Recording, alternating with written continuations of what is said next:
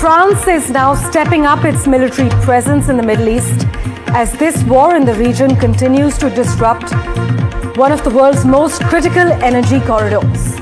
France has said it's sending a large naval force to the Middle East. It will be sending 10 warships to the Eastern Mediterranean, the Red Sea and the Strait of Hormuz, where oil tanker traffic has been choked off by the war with Iran, in addition to the 2 ships already deployed to the Mediterranean. This is what the French President Emmanuel Macron has announced. Well, he says that these warships would help protect France's allies in the region and could be part of a force to escort ships through the Strait of Hormuz. Crucially, he has also said the war could continue for several days, maybe several weeks. That's the latest coming in, as France has now declared it is stepping up its military presence in the Middle East as the war in the region continues to disrupt one of the world's most critical energy corridors. We now have a reaction coming in. Listen in.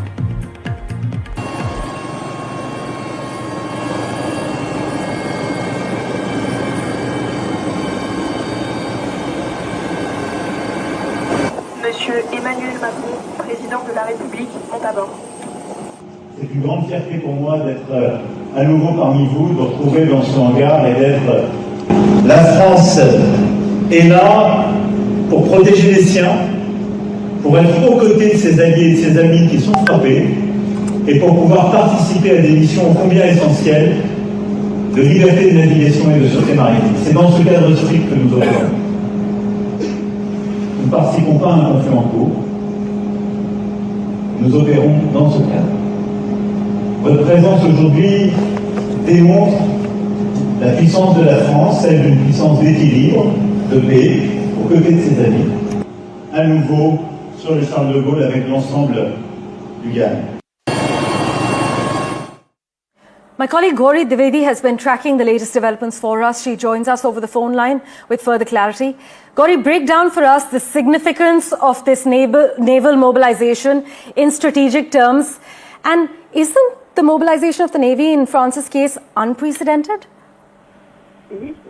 Yes, Parmeshwar, both of them are extremely important aspects that you are raising. Just to tell our viewers, firstly, the fact that President Macron has very categorically said that there will be a French defensive mission that will reopen the entire Strait of Hormuz is very significant, because the attempt is to ensure that all ships that are stuck in the entire Strait of Hormuz are able to get out. In fact, very back-of-the-envelope calculations suggest that every day before the war, 138 ships used to pass through the Strait of Hormuz, and that figure has actually slumped to less than 10. So that tells you the extent of a complete choking that is happening off the Strait of Hormuz. And what France has announced is, the French president has said that France and allies are now planning a defensive mission to reopen the Strait of Hormuz and escort these ships. And he also made a very important point, saying that an attack on Cyprus is an attack on Europe. And that's a very important statement, because just days ago,